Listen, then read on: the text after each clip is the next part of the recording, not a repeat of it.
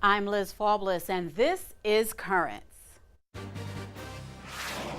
It's less than a day before a second round of rallies for religious freedom, including 2 taking place here in the city. And with new evidence on the Shroud of Turin, we'll hear about another cloth that may show the face of God. No religion in the world claims that they know how God looks like. We do. Plus, a lesson on what forgiveness really is. I like to define forgiveness in 3 ways. Forgiveness is a decision, it's a process, and it's a gift.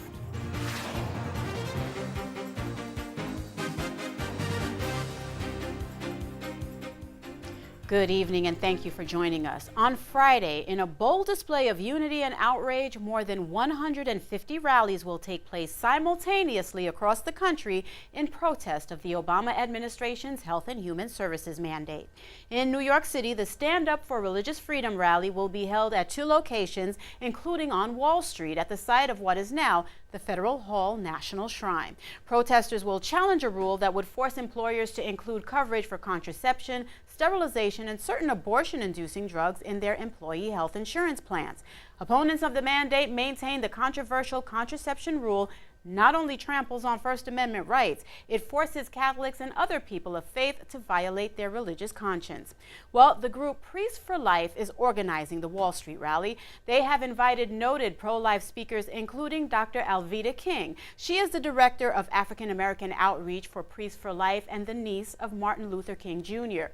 Well, as the name suggests, Priests for Life represents a ministry intended to advance the pro-life movement and the wider society in the defense of life for clergy and laity. Earlier, I spoke with Dr. Alveda King about tomorrow's rally and about the many challenges the pro-life movement has faced over the years. Alveda, you have said that we are in the midst of the greatest civil rights struggle facing the world in the 21st century, and that is the battle to end discrimination against the unborn. So when you hear about the Health and Human Services mandate, that controversial contraception rule that will force Catholics to violate their conscience, what are your thoughts? I'm very disturbed. This is a violation of the Constitution and our religious freedoms. And although it seems as though it's directly persecution of the Catholic Church and the Catholic faith, and of course that's true, but I want the whole world and certainly America to know that all of our religious freedom, the right to religious freedom, all of us are being threatened. I work for a wonderful Catholic organization, Priests for Life. I'm a non-denominational Christian. And in my life, in my own ministry, King for America, my work with Priests for Life, I can only say that to force any American to pay taxes for abortion and abortion drugs and abortion procedures and what is being hidden and couched in terms of now birth control, but those chemicals that are linked to strokes and heart attacks and other harmful illnesses and harmful effects to women. This is an invasion of the rights of Americans. And Alveda, with the Stand Up for Life, the Stand Up for Religious Freedom rally, which is taking place tomorrow on Wall Street, it's going to be 150 protests actually taking place simultaneously across the country. You, along with Priests for Life, organized this rally tomorrow on Wall Street. How did this action come about? Well, there were so many emails and phone calls and prayers and just outreaches and people being disturbed, contacting Priests for Life. We are in the social network and the social media, but we also get phone calls straight into the office. We also get letters, and people are just so disturbed and wanted to gather and make this protest. And so we have been blessed to be at the forefront of organizing this opportunity for Americans to gather and to express our concerns. Now, do you know if there will be any lawmakers in attendance? I mean, have you had the support of any New York State or New York City lawmakers, or both, not just for this rally, but the overall effort to have this mandate struck down? Well, I know very close to New York, Congressman Chris Smith. He's in New Jersey, not quite in New York, but we do have support from leaders and elected officials. We definitely do. And I believe, I can't say who's going to be at the rally tomorrow. I don't have the list of everyone who's confirmed at this time. But we are definitely going to be there again. This is our second rally in the area in the last few weeks. So we will be there, and our voices will be raised. And we just want to hope. There's a wonderful movie out. I think the name of it is For Greater Glory. Yes, ma'am. And it talks about the persecution of the Catholic Church, of course, in previous centuries. And it's just, this is a threat to religious freedom, so for all people. And I just really thought it would be very important to make that point. And Alveda, on a more personal note, some people see protests, especially from clergy and leaders in the faith, as going against the church's message of peace, even going so far as to suggest that the church has become too involved in politics, according to a recent Gallup poll. What are your thoughts on that particular line of thinking? Well, actually, as the daughter of Reverend A.D. King and my uncle, Dr. M.L. King, or Dr. Martin Luther King Jr., they're brothers. They're in heaven, of course, together now. They lost their lives in the movement in the 20th century. But I think they were often accused of inciting violence. Of course, they were very peaceful and nonviolent men, but they marched peacefully to protest the violation of our civil rights in the 20th century. And so sometimes a peaceful outcry or peaceful protest will cause people who want to continue to oppress to force violence on those who dare to speak out. And so I'm a member of an organization or a wonderful group of men and women who say we are silent no more. And so when we speak out about how abortion harmed us, and now you're hearing more through Silent No More about how these harmful birth control methods have hurt women. And when we speak out, some people do get angry. We're not angry. We're just wanting to tell the truth. And Alveda, I want to tell our viewers that you speak very candidly about the culture of death and your painful journey through that culture. Your experience enlightened you, and your repentance, you say, has freed you. So you've already laid your soul bare. How far are you willing to take your opposition to this HHS mandate and your cause against abortion? As a missionary of the gospel of life, that also is through Priests for Life. It's an interdenominational effort. I have devoted my life to standing against abortion and anything that's harmful to women, including the abortion drugs and the birth control drugs that are invasive, chemical in nature, and these surgical procedures that are harming women. So I have devoted my life to being truthful, and that truth includes how harmful these initiatives are. All right, Alveda, thank you so much. We really appreciate your taking the time to speak with us. We're certainly going to be following the events tomorrow and in the future, but for now, thank you for sharing your time with us. I appreciate it. Thank you, and God bless you so much. God bless. And stay tuned, there's more currents ahead. Defenders of traditional marriage in one more state will get their day at the ballot box. We'll have that story and much more after the break.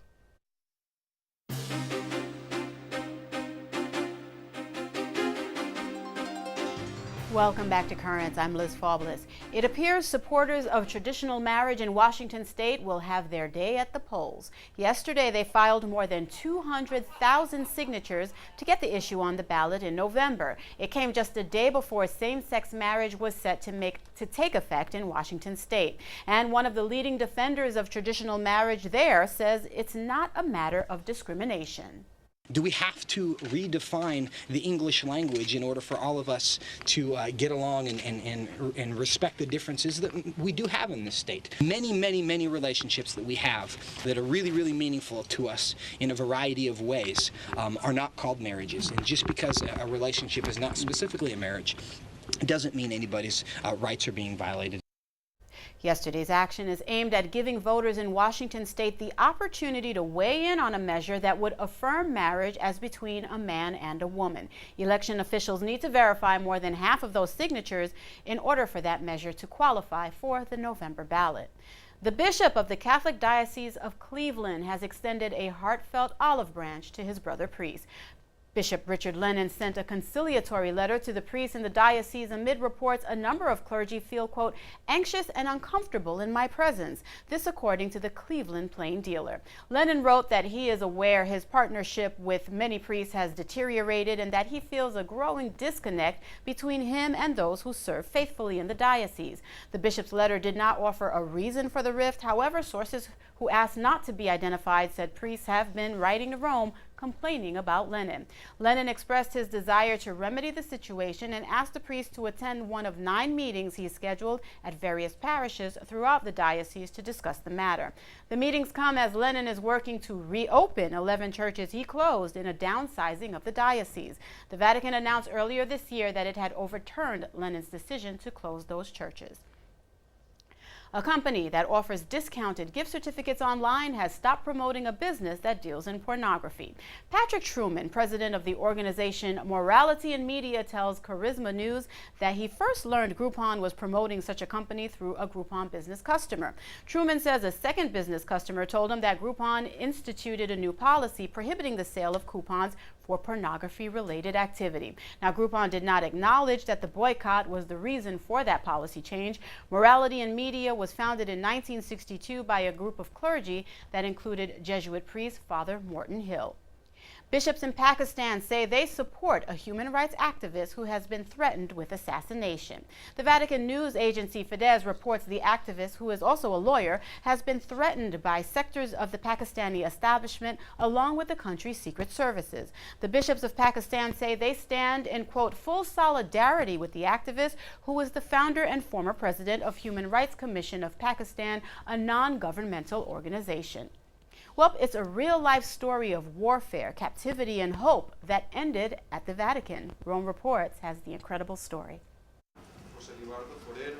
For over a decade, this group of Colombian officers and soldiers went through a living nightmare. After 2 days of fighting against the country's FARC rebels, they were kidnapped and held captive in a remote jungle. We lost our ammunition, our weapons were damaged, so eventually we were kidnapped. Days turned into years. Even though they were kidnapped at different times, these victims were held captive for 12, 13, and sometimes 14 years. One day, through the radio, they heard that Benedict XVI was calling on people to pray for kidnapped victims in Colombia. After hearing those words, they say they developed a new type of hope. It was a goal I set for myself. While I was held captive, I said, I will meet the Pope and I won't lose faith or hope. That dream became reality. The victims were released just 2 months ago, and finally they were able to meet the Pope during Wednesday's general audience. They even gave him a flag made especially for the Pope by one of the victims as he was held captive. The flag actually reads, "Long live freedom." Even after suffering so much, after being held 14, 13, and 12 years in chains, they have now greeted the Pope as free men. They've healed their hearts and their minds. They want to forgive their kidnappers and remake their lives. As part of that healing process, in addition to meeting the Pope, the group also traveled to the Italian town of Assisi to pray before the tomb of St. Francis.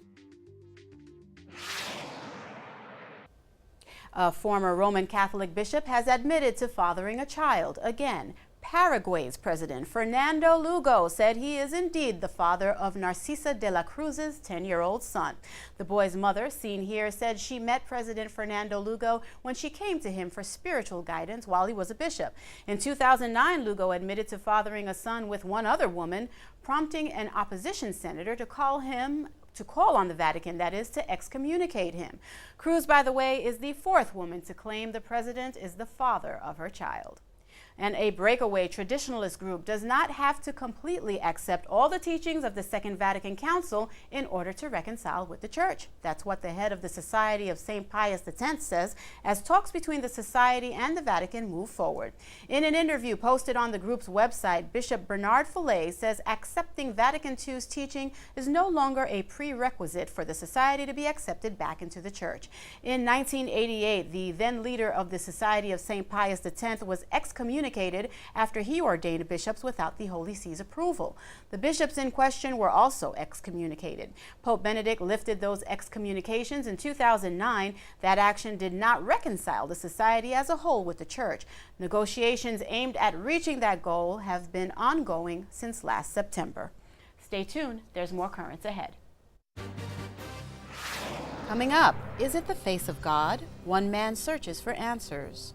Shroud of Turin tells everything about the Passion, and every detail, even more details than the Passion itself.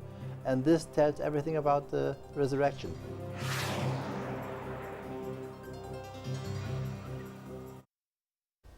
Welcome back. A new study is shedding new light on a much debated piece of cloth. Many believe that the cloth known as the Shroud of Turin was the material Christ was wrapped in when he was placed in his tomb following his death on the cross. According to research presented at a conference in Spain, the pollen that covers the shroud is consistent with flowers used at funerals in the Middle East more than 1,000 years ago. The website Vatican Insider notes that this appears to be strong proof against the argument that the shroud is a fake from medieval times, as many skeptics claim. However, the Shroud of Turin is not the only cloth believed to hold an actual image of the face of Christ. The other is also located in Italy. It's known as the Holy Face of Montepello, and a German journalist and author, Paul Bidet, did extensive research on it. Back in 2010, his book titled The Face of God was published, and he sat down with our Francesca Maxime. You're a journalist. Tell us how you first came across this veil and what made you want to write a book about it. As you said, I'm a reporter, I'm a correspondent for a German big newspaper. I covered the Intifada in Jerusalem, then I came to Rome, and then I realized that here, that the biggest story on earth would be waiting for me there. Because the fact is, the unbelievable fact is, Christianity has an image of Christ. They had it. It got lost together with the memory, but it's still there. It's still unharmed. It's still there, but nobody knows it. But now it's rediscovered. Okay. It is an enormous rediscovery. And this book certainly brings it back to life. What is it exactly, and why is it sometimes called the Veil of Veronica? It's a very thin veil of the most precious fabric you can get in the world. It's byssus, it's sea silk, and it is. It changes name very often because until now people did not know what it was. The origin is the grave in the Holy Tomb in Jerusalem. But then it changed its name very often. Now it's called Volto Santo, the Holy Face in Montepello. It used to be called the Veil of the Veronica in Rome, where it attracted millions of pilgrims for centuries. And another in the east, it was called the Veil of Abgar, the painting of Abgar. So until now, it has changed. It has hidden behind different names, but now here we got it, and it is beautiful. Yeah. Well, it is really, a remarkable find. What kind of evidence is there to authenticate it, to actually, prove that it is in fact the face of Christ that you came upon? It is completely compatible with the gospel of the resurrection. When John and Paul, in the Gospel of John, John tells in the tomb was not empty. 2 cloths were laying there. At the right side, big otonia, as he called a cloth, and apart from this, a little handkerchief. This was a sudarium. And everything, the cloth, the Shroud of Turin, tells everything about the Passion, and every detail, even more details than the Passion itself. And this tells everything about the resurrection. So both of them tell the half of the story, but together they tell the story of the Passion and resurrection of Christ. Wow. And how long have you been researching this? For, let's say, 15 years. Wow. Yeah. So a long time. Yeah. Certainly a lot of work has gone into it. What does your book really tell us about it? I mean, you began to talk about the piece of cloth itself. Tell us a little bit more about it and the history and where it's been displayed and how people can maybe see it. People can see it in Montepello. It's a little remote town in the east of Italy, at the height of Rome, on the Adrian coast.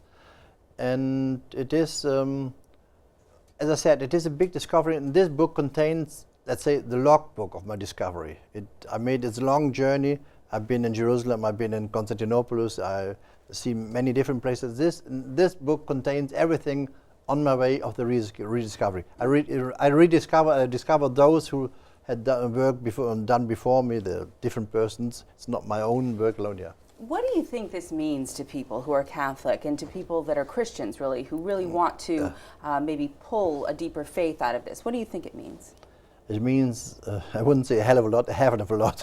No, because today, look, today is the 9th of November. 21 years ago, the wall in Berlin came down.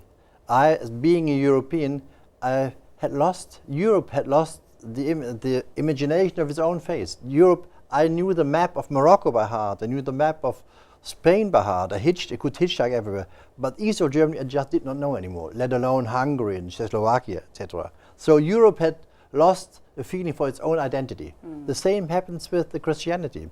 They have lost, look, what really makes the difference, God did not become a book, he did not become a library, he became man, and he became one face. And we've got a face of him. I mean, Christianity preserved all time. This makes a difference to all other religions, to Judaism, to Islam, to all other religions. No religion in the world claims that they know how God looks like. We do. Journalist and author Paul Bidet. His book is called The Face of God and it's published by Ignatius Press. Now, Bidet also has another book out tracing the history of both the Shroud of Turin and the Holy Face of Montepello. It's called The True Icon and it's also published by Ignatius. Stay tuned, there's more Currents ahead. When we return, life lessons on how to forgive. When we forgive others, we manifest the love of God to the world around us.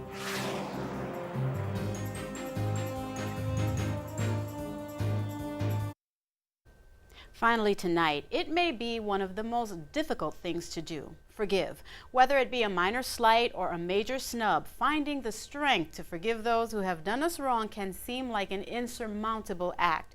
But what does it really take to forgive? Father Scott Hurd, a priest of the Archdiocese of Washington, has written a book that delves deep, and he spoke last year at Pauline Books and Media Store in Manhattan. I like to define forgiveness in 3 ways. Forgiveness is a decision, it's a process, and it's a gift. Tonight, in a couple of minutes, we're blessed with the presence of Father Scott Hurd from the Archdiocese of Washington. And he had written a new book, The Forgiveness, A Catholic Approach. So we're looking forward to hear what he has to share with us on the theme of forgiveness. What I had distributed to all of you, I call the Forgiveness Quiz. This is a little exercise that I like to begin all of our talks with, just to get us thinking about the subject of forgiveness. I try to begin all of my presentations on the book and about forgiveness with what I call a forgiveness quiz. I always make the joke that it's not graded, but it's a series of questions designed to engage people in thinking about what forgiveness is. Forgiveness is extraordinarily hard to do when we have been victims of extraordinarily negative, evil, painful behavior. But at the same time, we're called to live in imitation of Christ. I myself, like all of us, have had to learn how to forgive. So this book is my effort to try to share with others some of the lessons that I myself have learned, as seen through a Catholic perspective. We don't forgive primarily for ourselves. As Catholics, we forgive also for others, and we also forgive God so that He might be glorified by our giving the gift of forgiveness to others. Any number of studies have shown that when we hold on to resentment and bitterness and anger, our health is adversely affected. But we don't forgive simply for ourselves as Catholics.